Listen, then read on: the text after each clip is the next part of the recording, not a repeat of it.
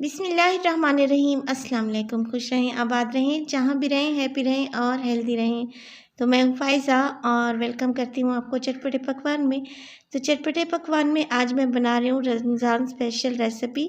अफ्तारी के लिए ये बहुत ही स्पेशल सी रेसिपी है। जो लोग हेल्थ कॉन्शियस हैं या फिर वो डाइट पे हैं या फिर वो अफ्तार के टाइम पे तली हुई चीज़ों को अवॉइड करते हैं, तो आप बनाइए काले चने की चाट।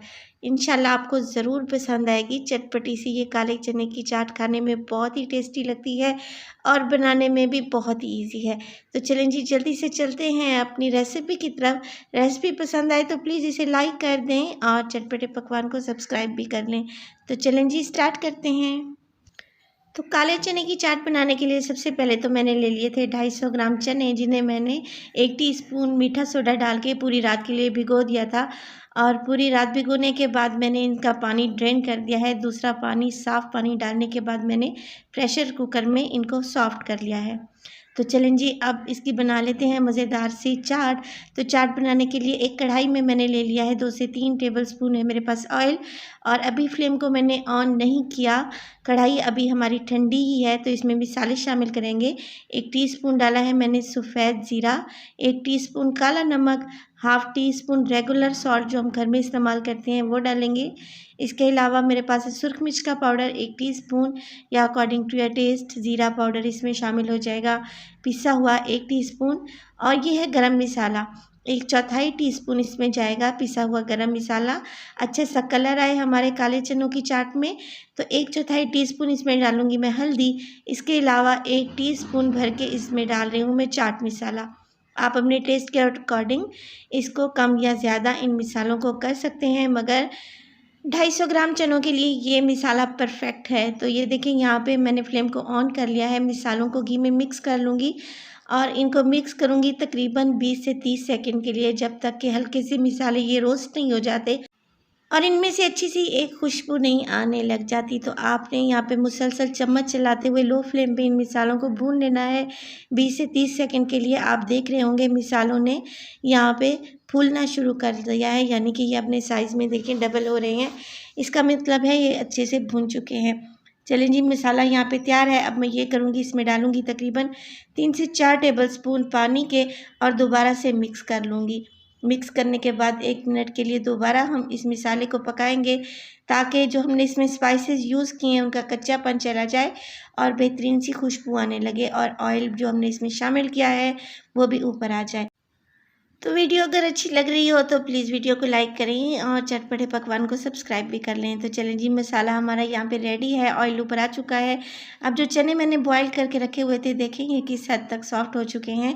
मैंने इन्हें प्रेशर कुकर में उबाला था, आप चाहे तो किसी पतीले में भी इनको उबाल सकते हैं। तो काले चने यहाँ पे 250 ग्राम मैंने इसमें शामिल कर दिए हैं और अब करेंगे इनको मिसालों में अच्छे से कोट।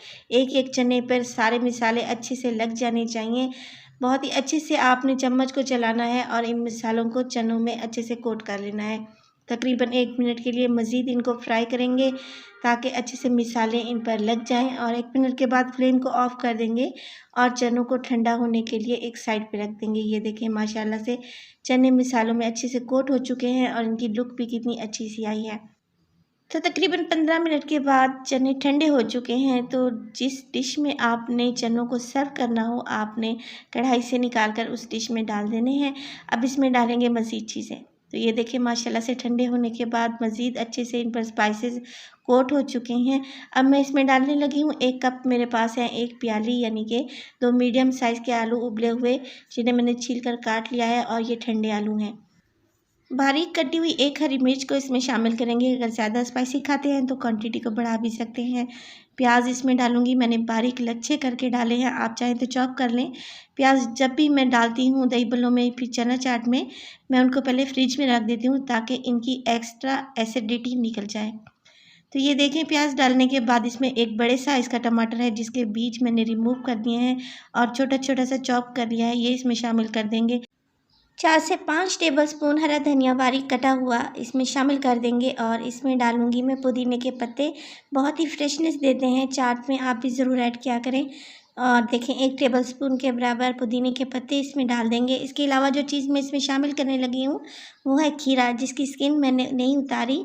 और ये खीरा बहुत ही क्रंची लगता है चाट में, मैं अक्सर इसको डालती हूँ। आप भी इस दफ़ा इस तरीके से चाट बना कर देखें, आपको बहुत ही ज़्यादा पसंद आएगी। तो आधे खीरे को मैंने बारीक बारीक क्यूब में काट के डाल दिया था।